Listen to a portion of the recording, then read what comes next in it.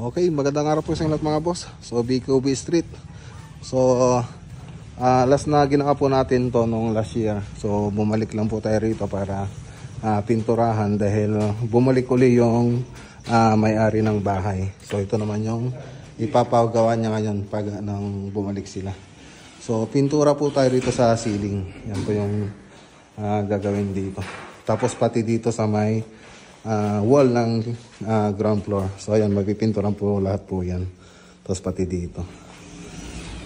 Okay. So ngayon, nagliliha pa lang po kami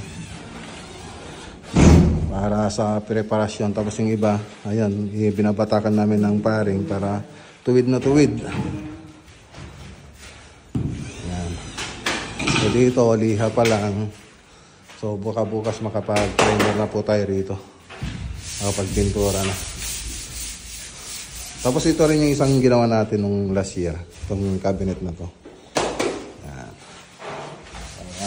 Ka-idea lang kayo. So in-upload ko na po ito noon. Okay.